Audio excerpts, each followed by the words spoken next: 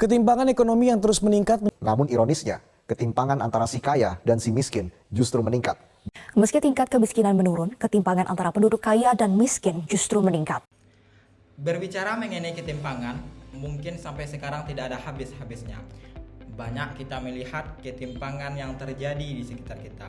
Bahkan kita sendiri merasakan ketimpangan tersebut. Perkenalkan, saya Randy Anggara dengan NIM 231112-2011 dari jurusan Teknologi Pangan dan Hasil Pertanian. Saya berasal dari kelas Kewarganegaraan 17. Seperti narasi yang sudah saya sampaikan di awal, pada kesempatan kali ini saya akan membahas ketimpangan kesejahteraan di dalam masyarakat. Pembahasan tentang ketimpangan dan kesejahteraan di dalam masyarakat menjadi begitu penting dalam konteks sosial dan ekonomi saat ini. Ketimpangan kesejahteraan mencerminkan tidak hanya perbedaan dalam distribusi kekayaan dan akses terhadap sumber daya, tetapi juga ketidakadilan dalam peluang hidup yang dialami oleh berbagai kelompok di dalam masyarakat. Fenomena ini dapat dilihat dari ketimpangan terhadap akses pendidikan, terhadap akses kesehatan, kesempatan kerja, dan lain sebagainya. Beberapa ketimpangan yang sering kita lihat baik di media massa maupun melihat langsung diantaranya adalah yang pertama, kesenjangan akses pendidikan. Kesenjangan akses pendidikan di Indonesia mencerminkan tantangan besar dalam upaya mencapai kesetaraan pendidikan di seluruh wilayah. Meskipun terdapat peningkatan signifikan dalam aksesibilitas pendidikan dasar dan menengah, kualitas pendidikan yang berbeda antar daerah dan kelompok sosial menjadi hambatan utama. Daerah-daerah pedesaan dan terpencil seringkali menghadapi tantangan dalam hal infrastruktur pendidikan yang memadai, ketersediaan guru yang berkualitas, dan kurikulum yang relevan dengan kebutuhan lokal. Faktor-faktor ini mengakibatkan disparitas dalam kualitas pembelajaran yang pada gilirannya mempengaruhi keterampilan dan kemampuan siswa untuk bersaing di pasar kerja yang semakin global. Selain itu, biaya pendidikan juga menjadi masalah serius bagi keluarga dari latar belakang ekonomi rendah. Meskipun pendidikan dasar dan menengah secara teori gratis di Indonesia, biaya-biaya lain seperti buku, seragam, alat tulis, dan ongkos transportasi menjadi hambatan atau juga menjadi beban yang berat bagi banyak keluarga. Hal ini dapat menghalangi anak-anak dari keluarga miskin untuk melanjutkan pendidikan mereka. Upaya untuk mengurangi ketimpangan akses pendidikan di Indonesia, kita sangat meminta tolong terhadap pihak terkait untuk meningkatkan infrastruktur pendidikan, pemberian bantuan biaya lebih baik kepada keluarga miskin, peningkatan kualitas pendidikan guru, dan pengembangan kurikulum yang lebih relevan dan inklusif.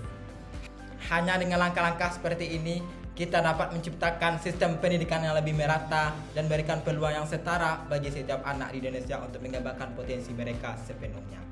Kemudian yang kedua, akses terhadap layanan kesehatan. Ketidakmerataan atau kesenjangan terhadap akses layanan kesehatan sangat penting untuk kita ketahui.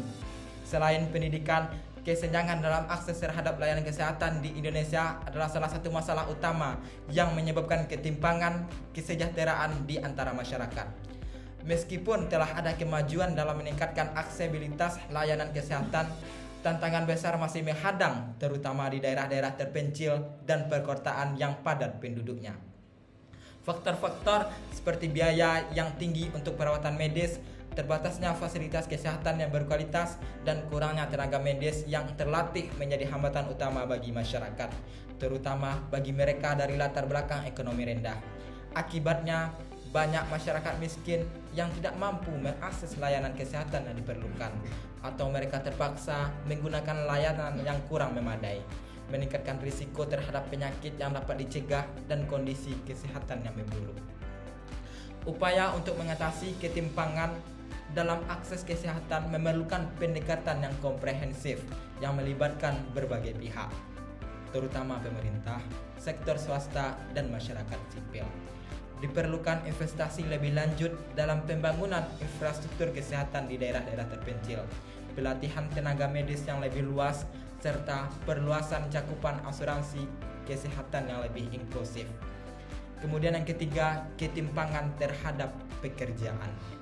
Akses terhadap pekerjaan yang layak adalah salah satu faktor kunci dalam mengatasi ketimpangan kesejahteraan. Namun, kenyataannya tidak semua individu memiliki kesempatan yang sama untuk mendapatkan pekerjaan yang layak. Faktor-faktor seperti tingkat pendidikan, keterampilan, lokasi geografis, dan diskriminasi dalam pasar kerja memainkan peran penting dalam menciptakan ketidakmerataan akses terhadap pekerjaan. Pekerjaan yang layak tidak hanya menyediakan pendapatan yang memadai, tetapi juga kondisi kerja yang aman, jaminan sosial, dan kesempatan untuk berkembang secara lebih meluas. Selain itu, lokasi geografis juga menjadi faktor penentu dalam akses terhadap pekerjaan yang layak. Di daerah perkotaan, peluang kerja cenderung lebih banyak dan beragam dibandingkan dengan di daerah pedesaan. Hal ini menyebabkan migrasi penduduk dari desa ke kota, yang sering kali menimbulkan masalah sosial dan ekonomi, seperti peningkatan angka pengangguran di perkotaan dan depopulasi di pedesaan. Ketidakmerataan akses pekerjaan berdasarkan lokasi ini juga berkontribusi pada ketimpangan kesejahteraan antar wilayah. Diskriminasi dalam pasar kerja juga merupakan masalah yang signifikan. Diskriminasi berbasis gender, ras, etnis, atau agama dapat menghalangi individu tertentu untuk mendapatkan pekerjaan yang layak, meskipun mereka memiliki kualifikasi dan keterampilan yang memadai.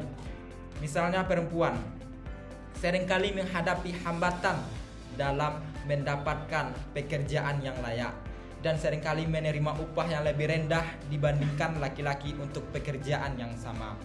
Diskriminasi ini tidak hanya merugikan individu yang terdampak, tetapi juga menghambat perkembangan ekonomi secara keseluruhan. Lalu apa yang bisa kita lakukan sebagai masyarakat Indonesia? Sebagai masyarakat Indonesia, kita perlu melakukan beberapa hal untuk mengatasi permasalahan yang ada di negara kita. Yang pertama, kita perlu edukasi dan kesadaran. Kita perlu tahu betapa pentingnya kesetaraan dan menghargai perbedaan.